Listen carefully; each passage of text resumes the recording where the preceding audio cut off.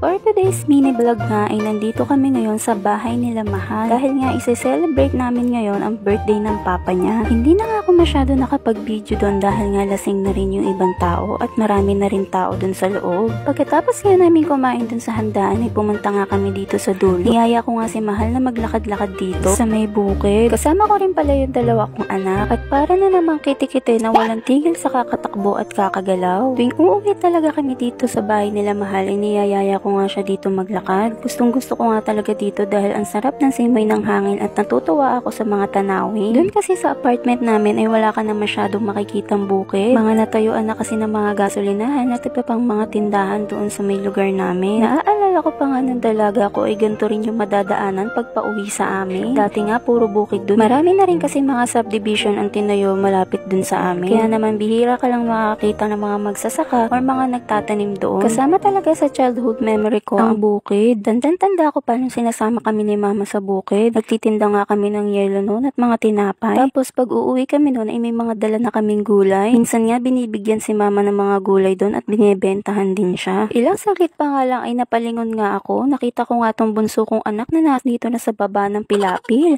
Naglalakad nga siya at papuntang dulo. Sabi ko nga'y bumalik at baka maputikan. Wala pa naman kami mga dalang damit. Gustong gusto talaga ng anak kong yan na maglakad sa mga ganyan. Gustong gusto kasi nan magtatakbo dahil nga dun sa lugar namin ay hindi masyadong ganyang kaluwag at kalawak. Maya-maya nga tinawag ko na rin yung anak ko at pinabalik ko na nga rin dito. Sabi ko nga sa kanya ay magpipicturan kami habang meron pansinag ng araw dahil nga mamaya ay palubog na rin yan at didilim na. Naglakad-lakad na nga rin kami dyan para makahanap kami ng ibang background. Lakad nga kami ng lakad dan dahil nga gusto ko iba-iba yung background namin. Panay nga reklamo na yung anak ko dyan.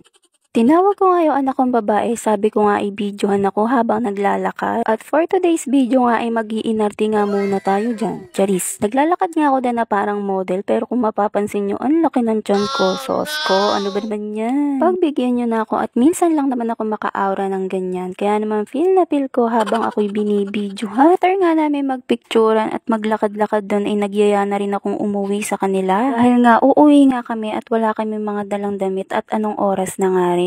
Habang naglalakad nga kaming apat ay sabi ko nga'y tumingin sila sa camera dahil nga wala nang maayos na picture kundi kagaslawan lang ang nakikita sa video. Panay likot at hindi na maayusan ang video. Maya-maya nga'y nakauwi na kami dito sa bahay nila Mahal. Hindi na nga kami nakauwi dyan kasi nga ang lakas ng ulan. Kaya naman dito muna kami magpapalipas ng gabi at matutulog. Bukas na lang kami ng umaga uuwi. Nandito nga kami sa kwarto ng kapatid niya at nandito nga rin yung pamangkin niya. Natatawa nga ako dyan dahil nga pinagtatawanan niya yung tita niya dahil nga ginagalaw-galaw yung ulo. At hanggang dito na nga lang muna ang ating mini vlog. Kita-kits na lang ulit sa susunod ko pang upload. Good night!